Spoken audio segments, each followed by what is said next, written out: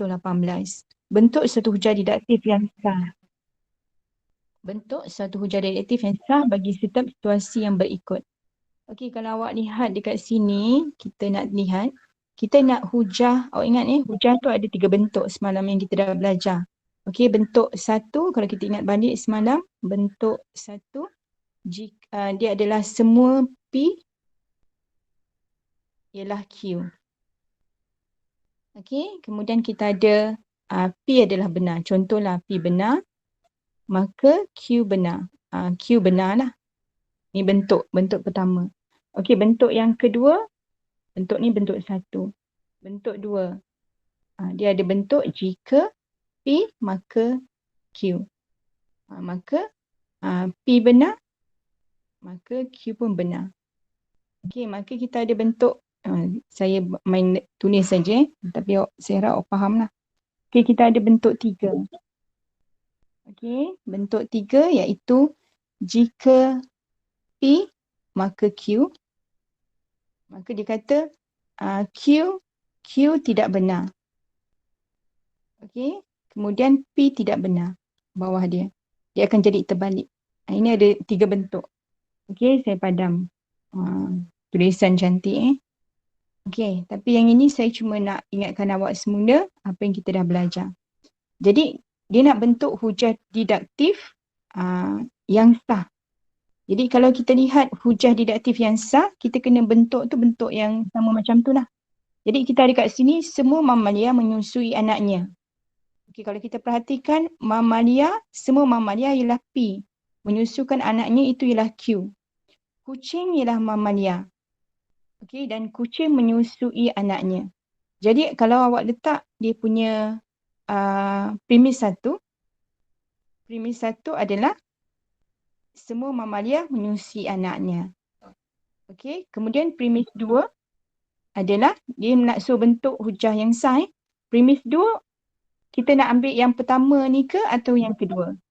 Kita nak ambil pertama. Kucing ialah mamalia. Okey, premis dua ialah kucing ialah mamalia. Ini yang pertama. Dan kemudian kesimpulan dia adalah, Masya Allah. Mana datang ni? Sekejap ni. Hilang saya punya.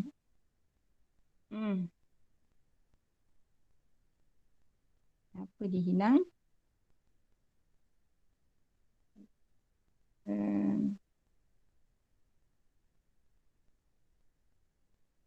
Undo.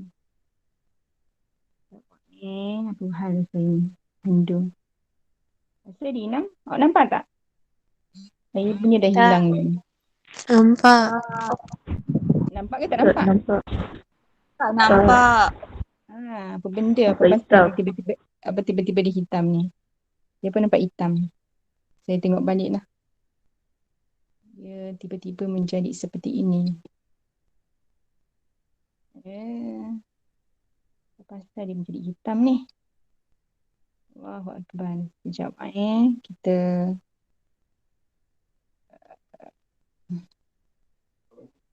sekejap. Saya tercari. Okey, saya cuba ni. Saya cuba cari semula dia. Saya ambil yang baru lah macam ni. Saya ambil Telegram yang baru.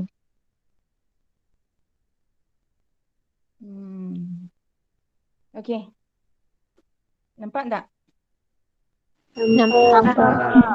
Okey. Kita nak tengok. Tiba-tiba dia menjadi. Ya Allah ya Tuhan. Aku berpusing-pusing ni bahan ni. Kenapa dia tak nak keluar yang pen dia ni? Sekejap ya. Okey. Baru keluar. Okey. Kita sambung lagi. So, premis satu ni ialah yang pertama tadi. Ayat pertama ni. Yang semua mamalia menyusui anaknya. Kemudian yang kedua adalah yang pertama.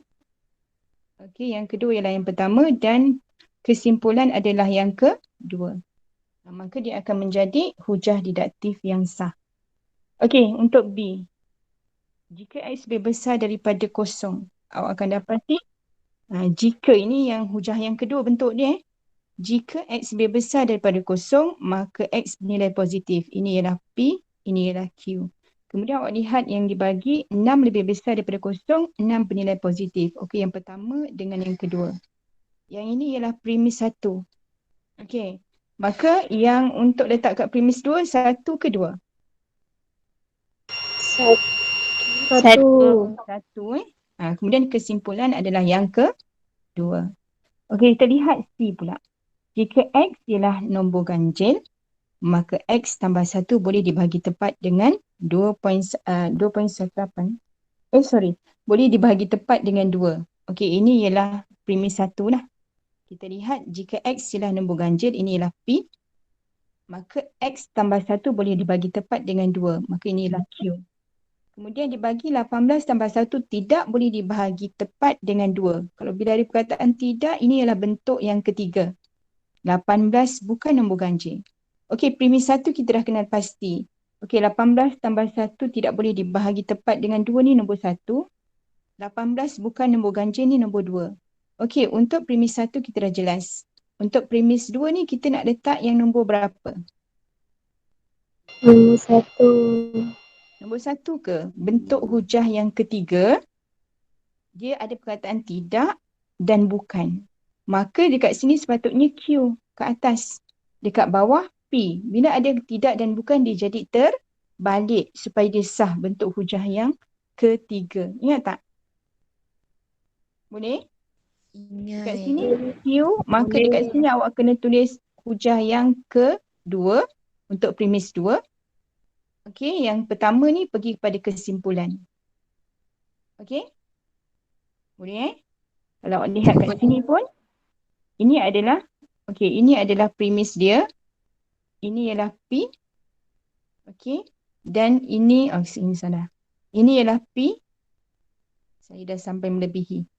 Okey, kalau awak tengok dia punya jawapan yang dia dah bagi X ialah nombor ganjil ialah P, maka X boleh dibahagi tepat dengan 2 ialah Q.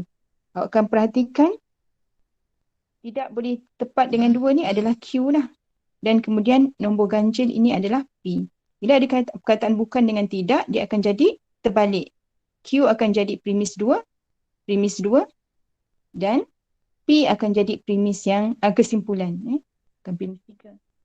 Boleh? Boleh? Boleh. Kita lihat contoh 19. Tulis kesimpulan bagi setiap hujah didaktif berikut untuk membentuk hujah didaktif yang sah dan munasabah. Semua nombor bulat ialah nombor nyata. Ini ialah bentuk hujah pertama. Semua nombor bulat ialah nombor nyata. Ini ialah P, ini ialah Q.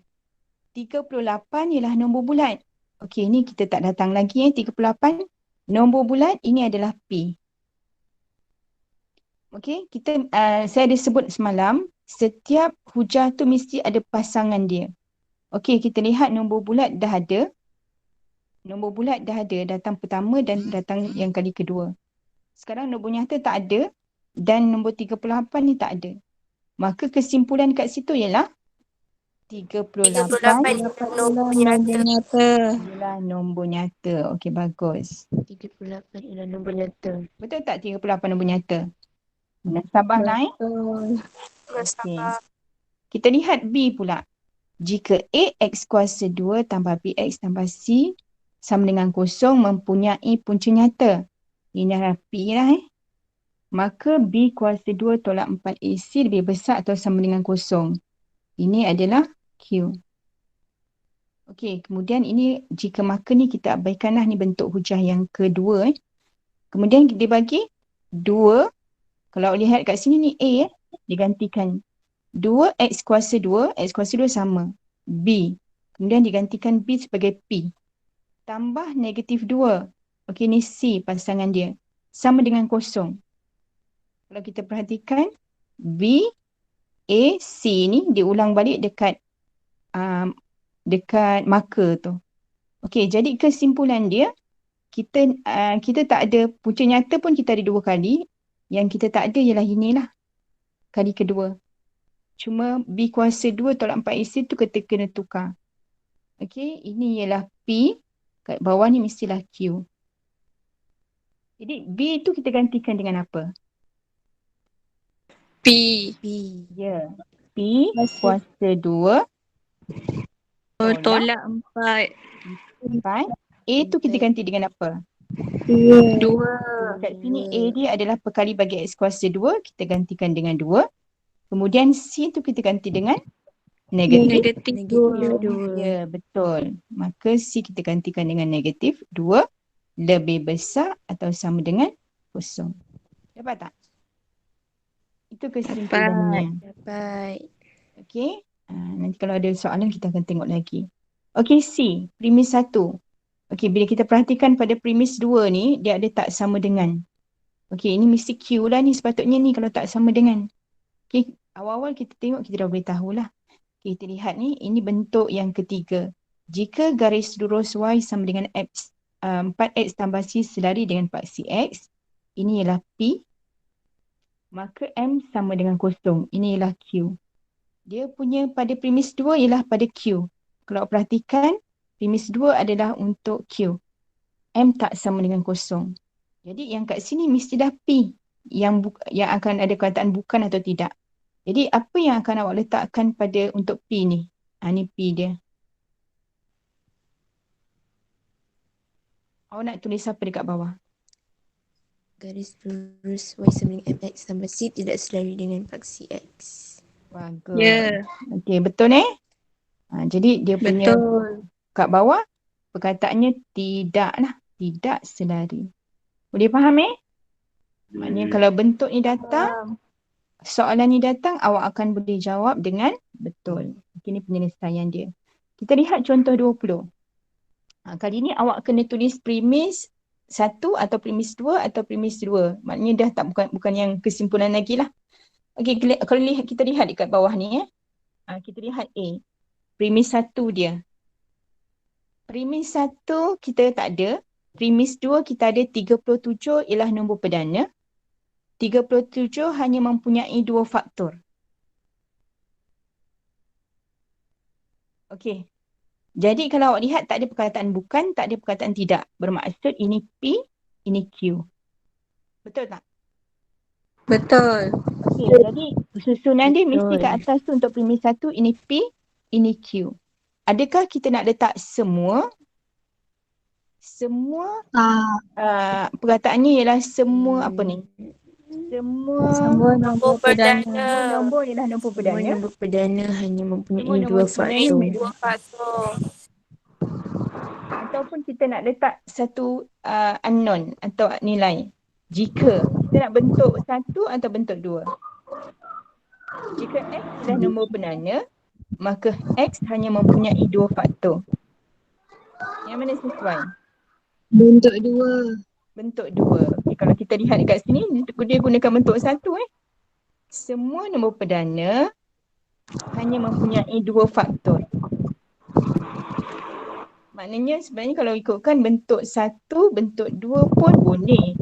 Tetapi dalam kes ini dia ambil semua nombor perdana mempunyai 2 faktor. Maksudnya semua nombor perdana mempunyai 2 faktor.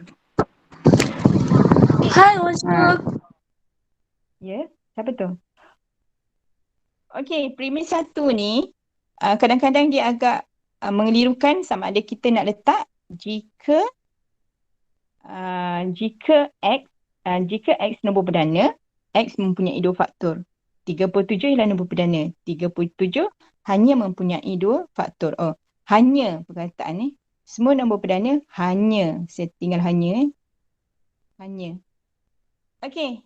Tapi sebenarnya kalau kita gunakan jika pun masih betul Jika X nombor perdana, maka X hanya mempunyai 2 faktor. Boleh tak? Boleh juga tapi dalam jawapan ni bagi semua nombor perdana hanya mempunyai 2 faktor. Boleh dua-dua, tak ada masalah. Okey, kita lihat B. Premis 1. Jika jualan tahunan syarikat ANC melebihi 3 juta, maka pekerjanya mendapat bonus 3 bulan gaji. Okey, ini ialah P, ini ialah Q. Kita lihat kesimpulan. Jualan tahunan syarikat ANC tidak melebihi 3 juta. Ada perkataan tidak? Ini adalah P lah kat bawah. Bermaksud kat atas mestilah Q. Q. Okey, jadi kat atas tu pekerjanya Pekerjanya tidak tidak mendapat bonus 3 bulan gaji. Boleh? Nak melengkapkan Boleh. tulisan Okey, kita lihat C pula. Premis 1. Jika X sama dengan K, okey, jika X sama dengan K, ini P. Maka K ialah punca bagi persamaan 3X kuasa 2 tolak 5 sama dengan 12. Ini ialah Q. Kita lihat yang ketiga kesimpulan. X tak sama dengan 9. Kat sini K bermakna 9 tu adalah K. Okey, X tak sama dengan 9. Kat sini adalah P. Bermakna kat atas dia adalah Q. So, awak kena buat apa dengan 9 ni? Macam mana awak nak buat? Maka, Gantikan 9 dalam K. ya, dalam K. Jadi, awak punya dekat sini, dekat premis 2 ialah 9 9 bukan punca bukan punca bagi persamaan 3X kuasa 2 tolak 5 sama dengan 12. Boleh? Boleh? Boleh. Okey, kita lihat seterusnya. Praktiskan diri 3.2C, kita buat sama-sama. Kita lihat beberapa soalan. Nama ada yang tak nampak. Okey. Tulis kesimpulan bagi setiap hujah didaktif berikut untuk membentuk hujah didaktif yang sah dan munasabah. Kita lihat premis 1. Semua murid 4 amanah menggunakan buku teks digital.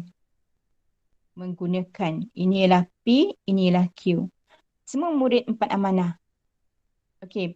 Prevena seorang murid 4 amanah. Kalau kita perhatikan ini adalah P. Okey, apa yang kita tuliskan dekat Q? Prevena menggunakan buku teks Ya, digital. betul. Prevena menggunakan buku teks digital. Okey, bagus. Kita lihat pula B. Jika Kai Meng menjadi Johan dalam pertandingan catur peringkat negeri ialah P, maka dia mendapat hadiah tunai 200, RM200. Ini ialah Q. Kita lihat pada premis 2 tu, Kai Meng menjadi Johan dalam pertandingan catur peringkat negeri. Ini adalah P. Bermaksud kesimpulan adalah Q. Nak tulis apa? Kai Meng mendapat hadiah tunai 200. Kai Meng ataupun dia boleh kata dia mendapat hadiah tunai RM200. Sebab perkataan dia digunakan. Tapi jawapan belakang saya tak tengok lah. Okey, awak boleh juga tulis nama Kai Meng lah. Tapi kat sini dirujuk pada dia. Dia mendapat, dah Kai Meng lah senang. Nanti kan Kai Meng mendapat hadiah tunai RM200. Okey, kita lihat seterusnya C. Jika segi 4 PQRS ialah poligon sekata P, maka segi 4 PQRS ialah segi 4 sama. Inilah Q. Okey, kita lihat segi 4 PQRS bukan segi 4 sama. Ini diambil Q. Okey, maka dekat bawah mesti dah P. Apa jawapan dia? Segi 4 PQRS bukan poligon sekata. Okey, tepat Segi sekali. 4 PQRS. Apa tu? Dengan suara lelaki macam tak jelas. Okey. Kita lihat D pula. Semua segitiga sama kaki adalah P mempunyai satu paksi simetri.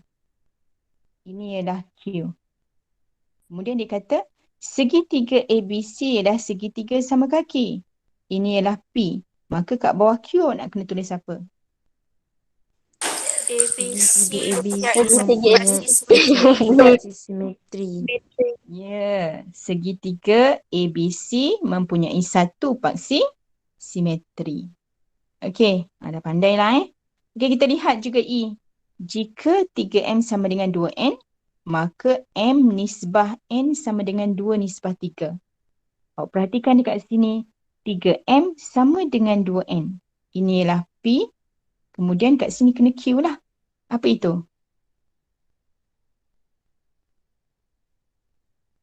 Apa jawapan untuk kesimpulan?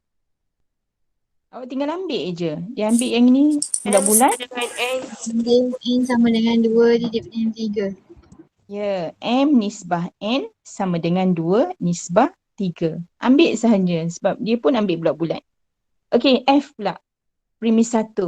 Jika M tambah 3 lebih kecil atau sama dengan 2M tolak 9, maka M lebih besar atau sama dengan 12.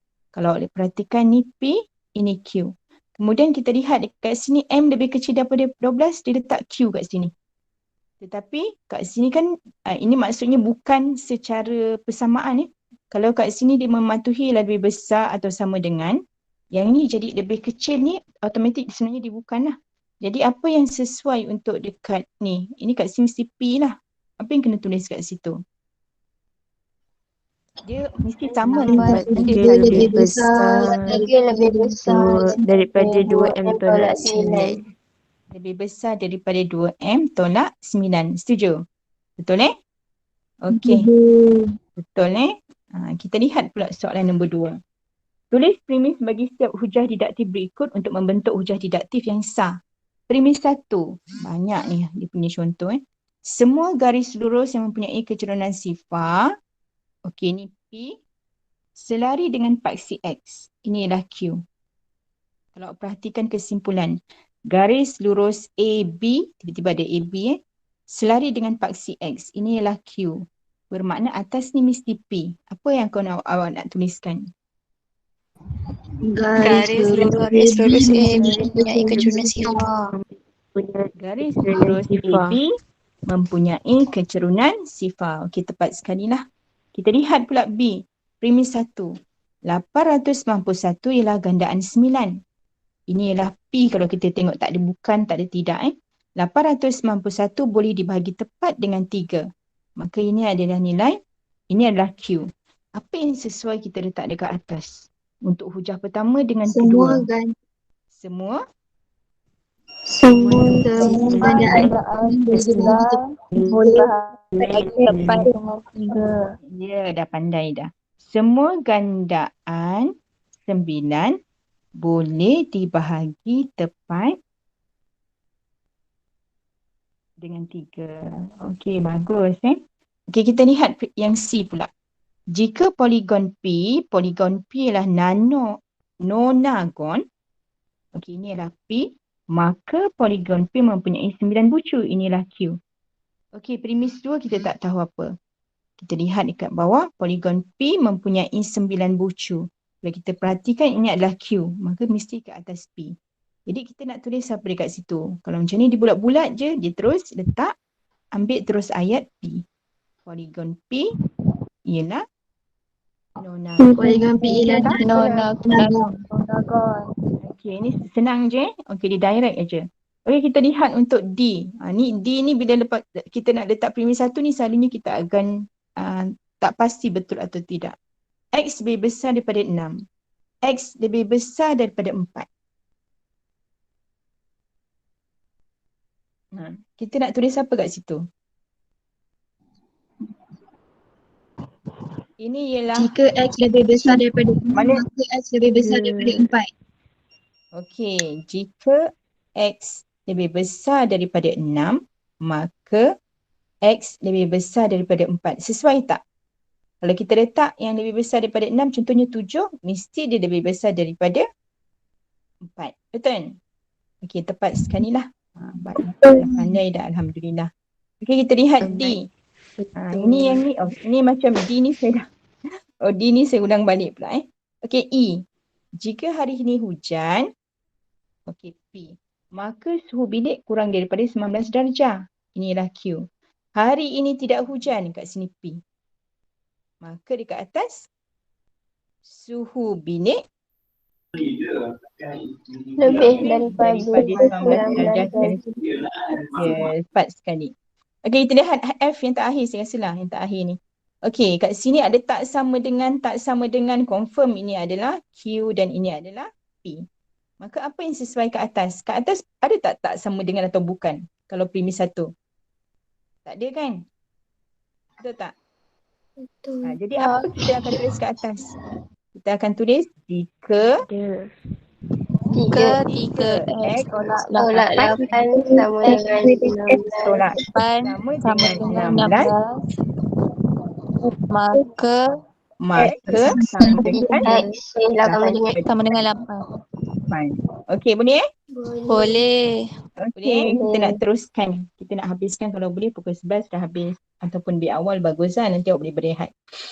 Bagaimanakah anda menentukan dan menjustifikasikan kekuatan suatu hujah induktif dan seterusnya menentukan sama ada hujah yang kuat itu meyakinkan? Okey, kita tengok standard pembelajaran apa dia? Menentukan dan menjustifikasikan kekuatan suatu hujah induktif dan seterusnya menentukan sama ada hujah yang kuat itu meyakinkan. Okey, kita lihat Hujah diduktif menekankan kesahan hujah, manakala hujah induktif lebih menekankan kekuatan hujah. Kita ulang balik. Diduktif menekankan kesahan. Hujah induktif menekankan kekuatan hujah. Kekuatan hujah induktif ditentukan daripada tahap kemungkinan kesimpulan itu benar dengan andaian bahawa semua premis adalah benar. Suatu hujah itu meyakinkan atau tidak perlu dibincangkan berdasarkan kebenaran premis dan kesimpulannya. Okey, kita lihat contoh. Tentukan sama ada hujah yang diberi kuat atau lemah. Seterusnya tentukan sama ada hujah yang kuat itu meyakinkan atau tidak meyakinkan dan berikan justifikasi anda. Premis 1, kerusi di ruang tamu adalah merah. Premis 2, kerusi di ruang makan adalah merah. Premis 3, kerusi di bilik bacaan adalah merah. Premis 4, kerusi di bilik tidur adalah merah. Kesimpulan, semua kerusi di rumah adalah merah. Kuat ke tak kuat hujah ni? Meyakinkan tak? Meyakinkan. Okay, saya tengok dia punya jawapan hujah ini lemah. Dia kata, kalau lihat kat sini hujah ini lemah dan tidak meyakinkan kerana premis adalah benar, tetapi kesimpulan mungkin palsu. Boleh faham? Boleh. Ini A, B, C, D, E. Kalau kau tengok dia kata kerusi di ruang tamu merah, kerusi di ruang makan merah, kerusi di bilik bacaan adalah merah, kerusi di bilik tidur adalah merah. Semua kerusi di rumah adalah merah. Okey, kalau kita tengok dekat sini macam semua merah, tapi kita tak pasti adakah semua kerusi itu dia dah apa? Adakah semua kerusi dalam rumah tu dia dah memang tengok? Kan? Kita ada ruang tamu, kita ada ruang makan, kita ada bilik bacaan, kita ada bilik tidur, ada tak tempat lain? Agak-agak kerusi tu ada. Jadi kemungkinan tak semua kerusi. Jadi hujah ni dia kata lemah. Sebab kemungkinan ada tempat yang dia tak sebut lah. Okey, kalau kita tengok kat sini, hujah ini lemah dan tidak meyakinkan kerana premis adalah benar. Premis tu semua benar. Tetapi kesimpulan mungkin palsu. Okay, kita lihat pula yang contoh yang kedua. Premis 1, 27 ialah gandaan 3. Betul tak 27 gandaan 3? 3 kali 9, 27. Betul Premis 2, 81 ialah gandaan 3. Betul tak 81 gandaan 3? Okey, betul. Kesimpulan, semua gandaan 9 ialah gandaan 3. Betul tak semua gandaan 9 ialah gandaan 3? Betul. Maknanya memang betul lah semua gandaan 9 gandaan 3. Setiap apa yang gandaan 9 adalah gandaan 3. Jadi hujah ini adalah kukuh lah. Dia kuat. Dia sebut kat situ perkataannya apa? Perkataan dia sebut. Hujah ini kuat, meyakinkan kerana semua premis dan kesimpulan benar. Boleh? Kalau kita kalau kita tak pasti, betul ke? Maknanya semua ke? Macam contohlah ni kerusi ni, betul ke semua kerusi ni? Maknanya hujah tu boleh diragui. Okay, kita lihat C. Ikan kembus bernafas dengan insang. Adakah ikan yang tak bernafas dengan insang? Ikan kembung. Ikan hiu bernafas dengan insang. Ya ke ikan hiu bernafas dengan insang? Saya pun tak sure. Semua ikan bernafas dengan insang. Ada tak ikan yang tidak bernafas dengan insang? Ada. Jadi kalau kita lihat dekat sini apa dia beritahu, hujah ini lemah dan tidak meyakinkan kerana premis ini adalah benar. Tapi kesimpulan adalah palsu. Sebab kalau misalnya mamalia tu dia tidak bernafas melalui insang, tapi dia bernafas melalui paru. Betul? Tak semua ikan bernafas dengan insang. Jadi yang ini boleh dipertikaikan, bila boleh dipertikaikan maka dia adalah lemah. Okey, kita lihat pula premis berikutnya yang D. 11 kali 5, 55. 12 kali 5, 60. semua gandaan 5 berakhir dengan kosong atau 5. Betul? Betul. Kalau kita perhatikan memang betul lah. Tak ada gandaan 5 yang berakhir selain daripada kosong atau 5. Jadi hujah ni kuat. Kita lihat dia punya ni. Hujah ini kuat dan meyakinkan kerana kesemua premis dan kesimpulan adalah benar. Memang tak ada kes yang tak benar. Okey, yang terakhir. 1 ialah nombor perdana. Macam pelik je. 1 ialah nombor perdana. Tak pernah dengar pun. 2 ialah nombor perdana. 3 ialah nombor perdana. 5 ialah nombor perdana. Semua nombor perdana boleh dibagi tepat dengan 1 dan dirinya sendiri. Betul tak? First dah. Nombor satu. Salah. Tak pula belajar 1 ialah nombor perdana. Dia kata hujah ini kuat tetapi tidak meyakinkan kerana premis 1 adalah palsu. Oh, hujah ni kuat pula ada hujah yang kuat. Ada 1, 2, 3, 1, 2, 3 dan 5. Tapi dia palsu. Okey. Tapi tidak meyakinkan hujah kuat tapi tak meyakinkan. Okey, kita lihat daripada contoh 21 didapati bahawa bilangan premis tidak menjamin hujah yang kuat walaupun ada premis 1, premis 2, premis 3 kerana kekuatan satu hujah bergantung kepada nilai kebenaran kesimpulan. Hujah yang lemah adalah tidak meyakinkan, manakala hujah yang kuat hanya akan meyakinkan sekiranya semua premis benar. Okey, ada premis tak benar dah tak boleh lah. Hujah induktif. Hujah induktif tu maksudnya daripada khusus kepada umum. Kalau kesimpulan dia benar, kuat. Kesimpulan palsu, lemah. Kemudian untuk kesimpulan yang kuat itu, semua premis benar meyakinkan. Semua ada premis yang palsu tidak meyakinkan. Maksud contoh tadilah yang untuk nombor perdana. Maknanya kesimpulan benar dia tu kuat, ada banyak yang betul. Tetapi ada premis yang palsu dia jadi tak meyakinkan. Okey, kalau semua benar maka dia meyakinkan. Kalau dah kesimpulan tu dah palsu, kesimpulan tu maksudnya kita ragu-ragu, betul ke semua tu kerusi adalah merah? Jadi kita katakan bila kesimpulan tu diragui, maka dia adalah lemah dan tidak meyakinkan. Boleh jadi dari kesimpulan yang kita dah buat daripada contoh. Praktis terakhir. Okey, inilah praktikal diri. Saya rasa ni terakhir ni. Betul ada lagi lah. Sorry saya ingatkan praktis terakhir. Perasan pula. Ada lagi 2 praktis. Okey, kita lihat. Tentukan sama ada hujah yang diberikan kuat atau lemah serta meyakinkan atau tidak meyakinkan. Kita lihat premis 1, meja diperbuat daripada kayu. Kerusi diperbuat daripada kayu. Almari dibuat daripada kayu. Ni macam yang first tadi ini kalau kita lihat dia punya dia punya premis dia, hujah dia kuat. Tetapi dia buat kesimpulan semua perabot diperbuat daripada kayu. Jadi adakah hujah dia kuat tapi adakah dia adalah meyakinkan? Tak meyakinkan. Tak meyakinkan. Maka kita boleh katakan dia sebagai palsu. Jadi kesimpulan tersebut hujah ni lemah dan tidak meyakinkan kerana premis adalah benar tetapi kesimpulan mungkin palsu. Okey, maksudnya yang samalah, kesimpulan mungkin palsu. Okey, kita lihat untuk yang kedua, premis 1. K kuasa 5 kuasa 2 sama dengan K kuasa 10. K kuasa 8 kuasa 2 sama dengan K kuasa 16. Maksudnya kesimpulan bila K kuasa M kuasa 6, kuasa N, maka dia jadi KNN. Adakah hujah premis 1 dan 2 ini meyakinkan? Meyakinkan. Hujah dia kuat dan meyakinkan dan dia punya kesimpulan pun benar. Betul Okay. Yang ketiga, 2 kuasa 3 boleh dibagi tepat dengan 4. Betul ke 2 kuasa 3 boleh dibagi tepat dengan 4? Contoh apa? 2 kali 2 kali 2. 2 kali 2, 4. 4 kali 2, 8. Betul? Boleh dibagi tepat dengan 4. Betul? 2 kuasa 5 boleh dibagi tepat dengan 4. Betul tak 2 kuasa 5 boleh dibagi tepat dengan 4? 2 kali 2 kali 2, 8. 16, 32. Okey, dia 32.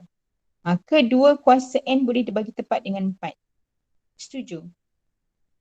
Kalau 2 kuasa 1 boleh dibagi tepat dengan 4 tak? Tak.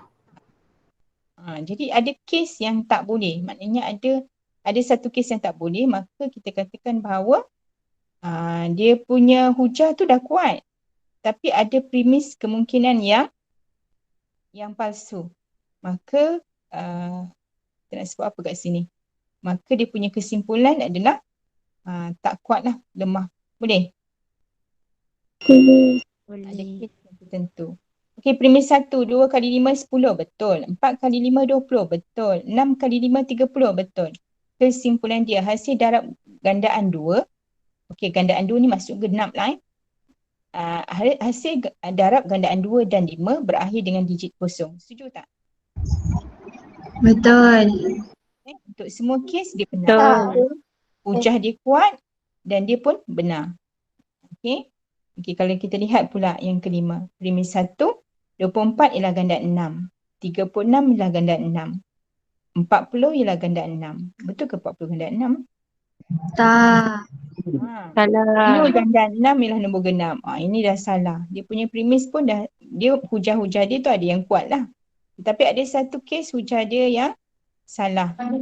Okey, maka dia punya ni adalah dia punya conclusion. Apa kita nak sebut conclusion dia? Tidak meyakinkan. Hujah tu kuat tapi ada premis yang palsu. Tapi dia jadi tidak meyakinkan. Okey, kita lihat seterusnya premis nombor 6. Premis 1, tikus mempunyai 4 kaki, kucing mempunyai 4 kaki, kuda mempunyai 4 kaki, semua haiwan mempunyai 4 kaki. Oi. Dia punya kesimpulan dia kita sebut sebagai apa tadi ayat dia? Dia punya kesimpulan dia palsu dan tidak meyakinkan, lemah. Bolehlah dikata tikus, kucing, kuda, apa lagi haiwan. Haiwan bukan tu je, ada banyak haiwan. Apa yang bukan 4 kaki haiwan lain? Ayam. Ayam. Ayam 2 kaki, itik 2 kaki. Ular. Ular. Alamak, ular saya tak nampak kaki dia. Okey. Ular tu ada berapa kaki? Tak ada kaki Tak ada kaki.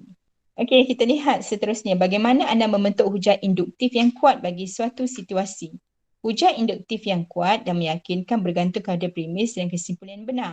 Premis yang diberikan merupakan bukti atau sokongan kepada kesimpulan yang akan dibuat. Penakkulan induktif boleh dijalankan mengikut langkah-langkah berikut. Teliti beberapa contoh atas situasi khusus. Perhatikan ciri yang sepunya. Buat satu kesimpulan umum. Ini cara kita nak buat hujah induktif khusus-khusus. Contoh saya tengok kelas apa?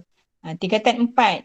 Saya ambil contoh. Tingkatan 4 2021 suka jawab soalan. Saya tengok yang seorang-seorang lah. Siapa nama? Contoh Salma. Ni tak ada kena mengantir dengan mati. Salma suka menjawab soalan. Abu tingkatan 4 suka jawab soalan. Jadi saya buat kesimpulan semua sekali. Tingkatan 4 tahun 2021 semua suka menjawab soalan.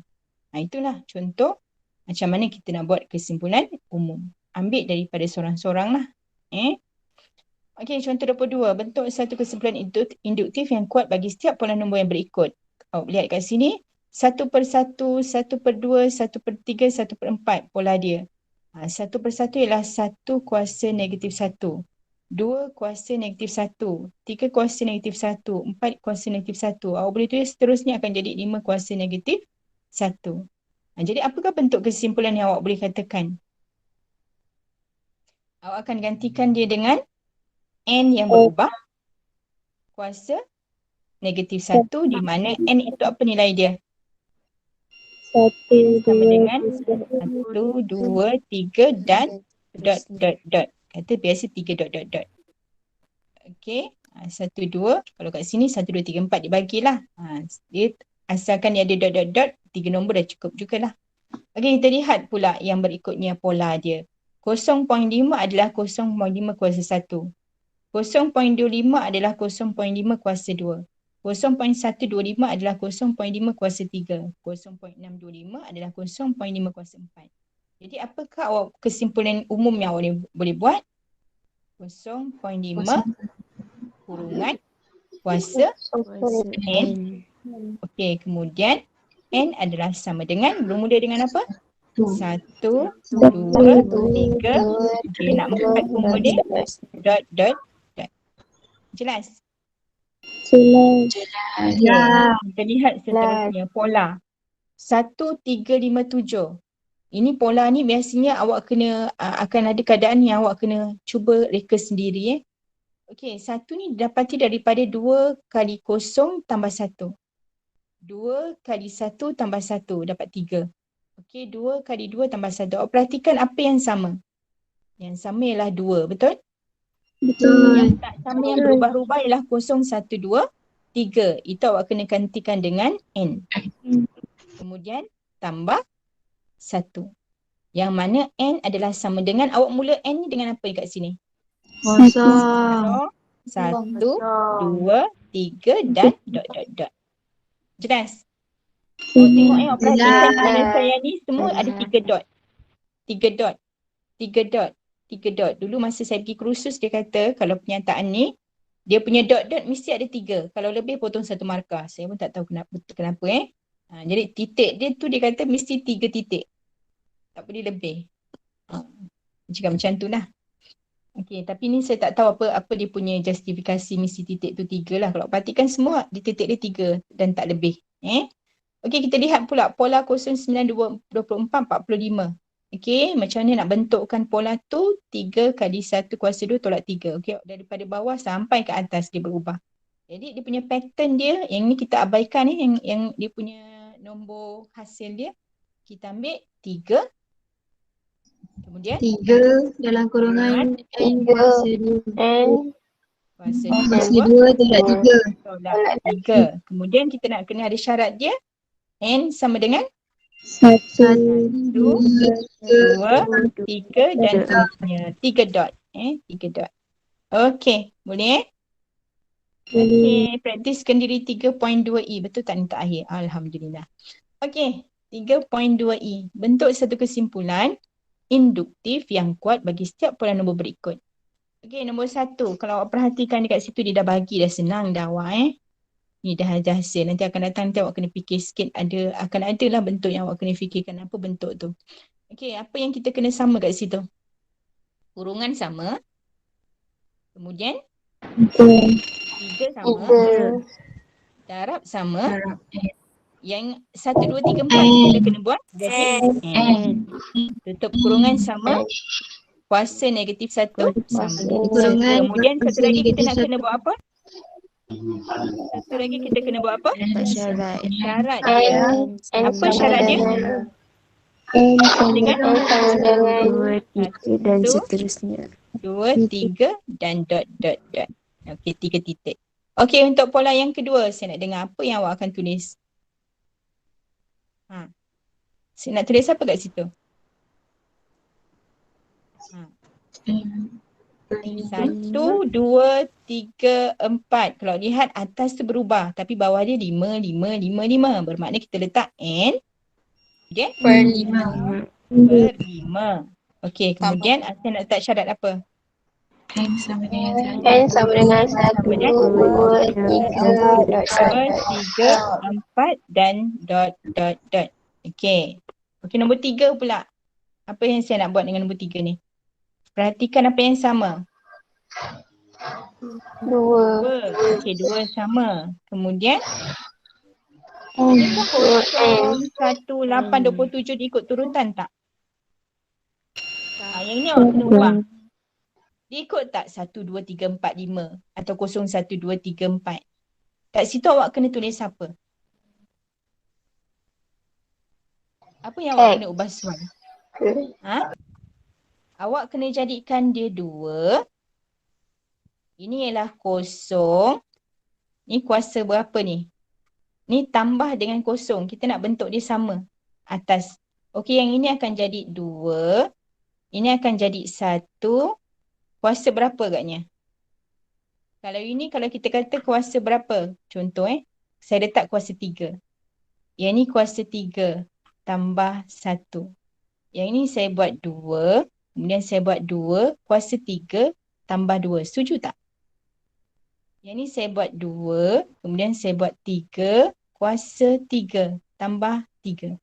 Nampak tak kenapa saya buat macam tu? Bila kosong kuasa 3 dia kosong, betul? Bila 1 kuasa 3 dia 1. Bila 2 kuasa 3 dia akan jadi 8. Setuju? 3 kuasa 3 27. Inilah kes yang di mana awak kena ubah supaya nombor tu jadi berturutan. Kalau awak lihat kat sini tambah kosong. Ni kosong, ni pun kosong. Ini 1, ni pun 1. Ini 2, ni pun 2, ni 3, ni 3. Okey, apa agaknya dia punya persamaan dia jadi apa? 2N kurungan kuasa 3 tambah Tambah N. N. Inilah awak punya persamaan. Kemudian awak letak syarat N sama dengan 0, 1, 2, 3. Agak-agak bila awak dapat soalan bentuk macam ni, awak boleh buat tak? Ni dia tak direct Awak kena bentukkan persamaan yang macam saya tulis ni. Baru awak boleh bentukkan dia. Awak tak boleh direct 01827 tu tak. Sebab dia tak ada kena-mengena. Okey, kita lihat 4. Okey, kita lihat pola 4 ada masalah tak? Kena buat, kena ubah ke ataupun dia macam tu je?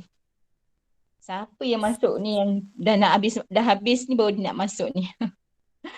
Okey. Yang keempat, kalau awak lihat dekat sebelah ni, sebelah kanan ni, 20 semua sampai ke bawah sama. Tolak semua sama, 4 semua sama. Cuma kuasa tak sama. Yang ni mudah awak tak perlu ubah. Jadi apa dia punya persamaan?